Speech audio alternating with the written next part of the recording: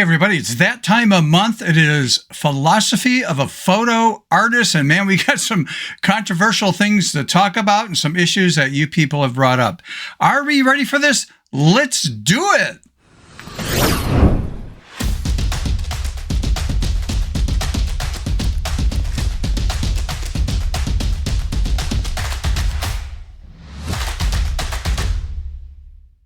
Hey everybody, welcome back to the channel. If you're new to the channel, this is dedicated to photography as a photo artist, trying to push ourselves out creatively to think out of the box. Okay, if you're new to the channel, every week, usually on a Wednesday, I'm putting out different techniques that we could do in photography and in editing with different softwares. And once a month, though, I try to address some issues that you people bring up off the channel, and I can't get to everything, but again, if there's something you're interested in or you've got a question about and it's really important, I think that most people would benefit from, my private email address is right here at the bottom of the screen. It is stephenphotoartist@gmail.com. Please feel free to email me on those issues. Again, I'll try to do my best on cherry picking the best that people would benefit from. Okay, so let's jump into our different issues that came up, and some is going to be very controversial. And the first thing I want to talk about before we get into anything, and that is, and by the way, there's going to be a couple of demos in software that I'll talk about here toward the end. But I'd like to do a big thanks to people that have been supporting the channel by going to buymeacoffee.com/Stephen Photo Artist. Actually, it's buymeacoffee.com/Stephen Photo Artist. The link is right here on the screen. And it's on a volunteer basis. It's not a subscription basis type thing. And so I'd like to thank these people right here for last month. This is the list of people in September that supported the channel. Again, very small channel. It's barely monetized by YouTube and stuff. And I'm not doing this as a job. It has helped me cover the costs of doing some of these things and investing in the software updates, some hardware equipment to do this channel, because it does take a lot of effort and time to put this together. And basically, I'm working in the hole right here. I'm doing this because I love to do this. I'm retired now. I stopped doing client work and photography and dedicating most of my time to doing the channel, plus personal stuff, personal projects. Okay, so with that out of the way, let's jump into the first big thing that's getting people all upset about. Are we ready for this? And we're going to start out with Topaz Labs. So let's get into it. All right, so here's what all the whining about is. And I've had people private email me saying, what's your feeling about this? And let's just go right here to the website, Get Topaz Photo. Topaz Labs has changed their policy, and everything now is subscription based, and a lot of people are upset about that. I get it. Okay, $21 a month if you're going to pay it monthly. If you're going to do yearly, and you can see here the Pro version 58, the Studio 37 a month. If you go to annual billing, it saves you, so it's going to be equivalent to $17 per month, which is billed at $199. $5.99 for the Pro version. That's $50 a month. And in the Studio, again, $3.99 billed annually. It comes out to $33 per month. What are my thoughts on this? Again, because if I was in business, again, using this product, probably not a big deal. But if this is a hobby, I get it. Okay. And the other thing is, I don't use any of these products. Not that this is a bad product, but if you follow me, I don't have issues with I need to sharpen up an image. I mean, that's not an issue for me. Oh, I need to sample it up. I just don't do that. Oh, the digital noise, I need to clean things up. That's not part of my workflow. I don't get that kind of stuff. And if I do, I find that, Adobe Photoshop does a great job to do that minor stuff for me. But again, it is the way of things that's happening right now. And, Topaz never had a subscription-based option. I wish they would have left it alone to give you the choice of perpetual licensing versus a subscription-based. They're choosing to go subscription-based. Again, you're going to have to deal with it. You don't like it, I guess stop using their product. Don't get the subscription-based whatever.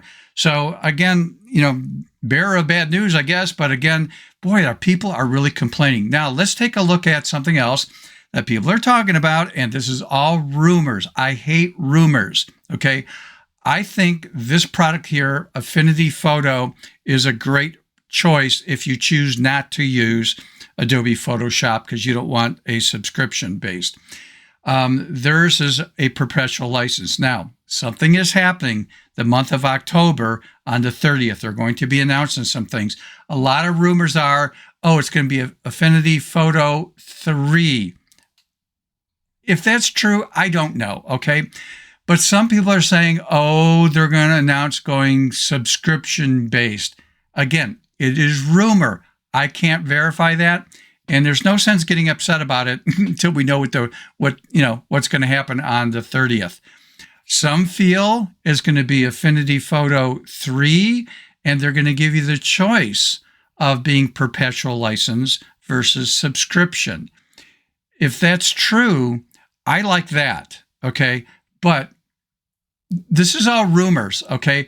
There's no sense of jumping to conclusions until we find out what October 30th is really going to be about. So I just want to get that out of the way because I've been getting slammed with private email regarding this, and obviously Topaz Labs. So Topaz Labs, you're just going to have to deal with it. They already made a decision whether you're going to do it or not. Get that subscription, that's up to you. Again, and then Affinity Photo, again, rumors are flying all over the place. People, just wait till October 30th to make your judgment call on that. Okay, so let's move on to the next issue, and that is something really quick I'm going to get into, which is somewhat controversial, but let's deal with it. All right, are we ready? Let's do it. Okay, the next issue, again, is a little bit controversial, and that is I've been getting some private emails and comments about, your videos are too long or, whatever. And I know that most of my videos are like between 10 and say 25 minutes long. And I was discussing this with a private group of photographers here locally where I'm from in Michigan. And somebody made a comment that a lot of, because of social media and like TikTok and that, people want instant like gratification real fast within a minute or two. Anything over a couple of minutes, they're losing it. Well, my channel is not going to be doing things within a couple of minutes or 5 minutes or whatever. I mean, I watch channels that I'm sitting on for 45 to sometimes an hour and a half video. And that's just the way the nature of my channel is. I've got to describe stuff. I got to demo things. It takes a while to do this.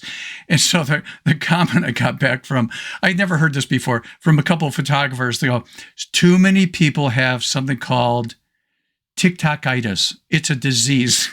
In other words, things got to happen really fast, whatever. And again, if that's you, I'm sorry. This is not the channel for you. I'm not going to sit there and zip through things in a couple minutes or whatever. So again, it's a slower pace. It's just the way it is.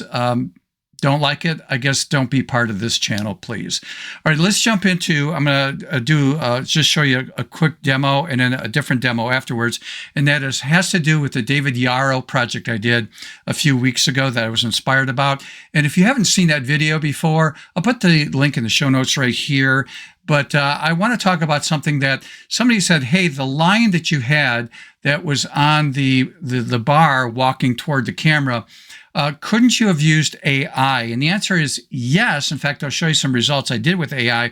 But the challenge was with the photographers I was with is not to use AI. Find an image of a lion or tiger or whatever, cut it out and put it in to the bar scene to make it look like it was really there. That was the challenge. But let me show you what happened if I tried to use AI. Are we ready? Let's do it. Okay, for you AI people, I had to open this up into Photoshop beta version because they've added something new, and that is if you go to the generative fill feature, you have the option now, let me go over here, after you write your script, and that is you could use Firefly. This is the newer one right here. This is the older one, so I played with both of those, played with these other sources that we have, even the Gemini, the Nano Banana that everybody's talking about. And I was just getting all sorts of weird stuff. Surprisingly, Firefly, the newest version, worked the best. So let me show you really quick what happened here. This is different Fireflies ones. Again, the leg is off right there. This is the best one. I'm going to zoom in on that one a little bit later. But the paws just came out sort of funky looking. And this is the other Firefly one. And again, for some reason, the leg is always going off the countertop. Then I was using the different models out there, the different AI models. I was getting all sorts of weird stuff like that versus that. And then stuff like this, which really defeated the whole purpose. I mean, I could have found some, stock image out there to drop in, and I still have to cut it out. I was hoping more for something like that was more realistic. But if we take a look at this, the paw's like really funky and weird. And I just, again, was trying this stuff over and over again. And it's just such a hit and miss process with AI. Now, I know AI is going to get better in the future, but I took this one and I just quickly converted it to black and white because this is like the, David Yarrow type of thing. Look, I still would build on that. But again, the goal was not to use AI. I mean, that's what I was challenged with. But if you're using AI, I mean, this is what you could do, right? It's getting close. We're not quite there yet, but you watch within a year or two, probably AI will be the way to go if that's what you wanted to do. Okay, so let's get back into some other issues here on the philosophy of a photo artist. Okay, this will be the last issue I'm going to talk about, and that is I got some private emails about asking, when I start a project, whether it's a personal project or a client work, when I take an image and I need a certain aspect ratio, do I actually crop it to that aspect ratio after I did the image? Or when I start a project, do I start with a blank document first with the dimensions I need and say the resolution, and then add the image to it? Now, I'm going to demo to help explain that to you here in Photoshop, but which way is the best way? Which way do I do it? And I basically have to respond and say, I do it both ways. It's not right or wrong. It's just personal preference, the way you like to work. Typically on certain projects that I'm building a composite net, I always like to start with the end in mind first and then add my images to it. So I'm going to demo that to you here in Photoshop. So let's take a look at the two different ways of working with aspect ratios. Okay, so right here in Photoshop, now this is just a stock image I've used in the past. And let's say that, I took this photograph and I need this to be a certain aspect ratio. So when I grab the crop tool, the letter C on the keyboard for crop, or just go right to your toolbar right here, and there's the crop tool right here. When you select that, you can see over here the ratios, and this is where you plug in your ratio as to whatever you want it to be. So if I needed this to be, well, there's some presets here. There's an example down here. If I needed this to be like 16:9, I'm just throwing that out. There's the aspect ratio. But if you needed something different, in fact, I'm going to do this. I'm going to plug in right there 60. And I'm going to put in 18, because this was actually a project for a client work that I did on a canvas print. And it needed to be 60 inches wide by 18 inches tall, because that's the way it was going to be used at the service bureau that was going to make the canvas print. And so I would just maybe readjust, right there and move this around to wherever this is going to be, like, say that's the position I want this to be in, or maybe let's drop that down a little bit right there. And then I highly recommend, and again, your default setting is to delete the crop pixels. That's your default setting, which means once I accept this and save this, all that information is gone on the outer area, and it's just this part will be maintained. I think that's a bad idea. It's a judgment call by you, but I prefer having that deselected.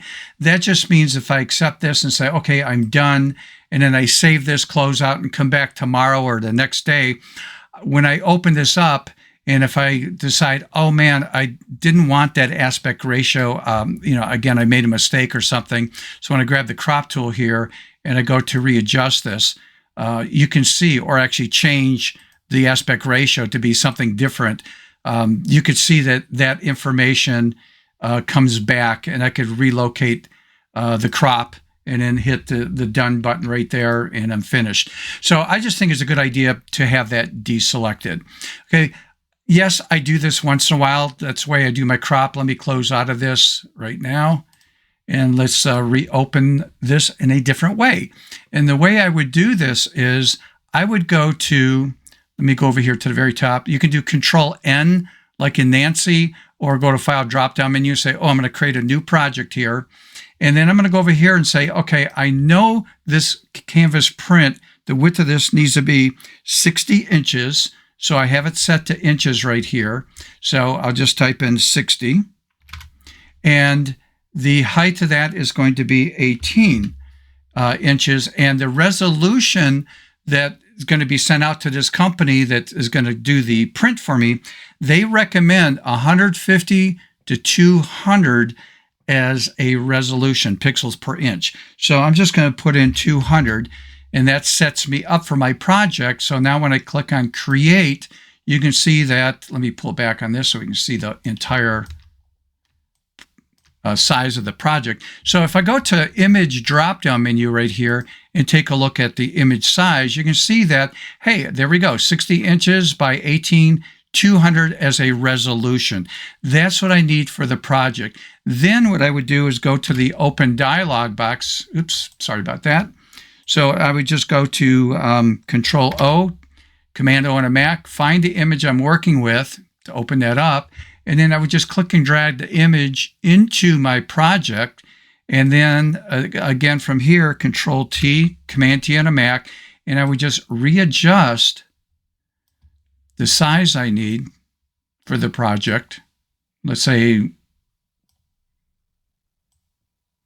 again, I'm just sort of playing with this. Let's say right there, let that render out. And again, if I go back to, excuse me, the image drop-down menu and choose image size, you can see that there I am at 60 inches wide, 18 inches high, 200 is my resolution. So again, obviously when I photograph this image, knowing it's going to be that big, I want to have a decent resolution camera. And the project, by the way, when I did do it, it was actually a camera that shot 20 meg, and it just did a beautiful job for this canvas print for the client. So I do both techniques in cropping, but usually when I'm doing a special project, a composite, that kind of thing, I always start with a blank document based on the size I need it to be, the aspect ratio along with the resolution as my starting point. Then I drop in my image and elements and stuff like that to build the project for me. So it's not right or wrong. It's what you feel comfortable in doing. But again, I got a lot of emails from the past that came out asking me, hey, how do you use your crop tool? Do you start, with the image and then crop it? Or do you start with a blank document and then add your image to it? And the answer is yes, I do both ways. By the way, if you're learning anything here, if you could do me a favor, and that is like the video, subscribe if you have not subscribed, hit that notification bell. Next time I upload a video, you'll get notified on that. All right, so hopefully you picked up a few things here, but again, this is just my once a month video I do over and above my weekly stuff for you guys, and that's just addressing some issues and things that come to me by email. All right, so let's get that camera out. Let's end this the way I typically end the video, and that is let's get out and practice. Let's make mistakes. Why? Because we learn from mistakes, and let's think creatively, literally out of the box. Until next time, see ya.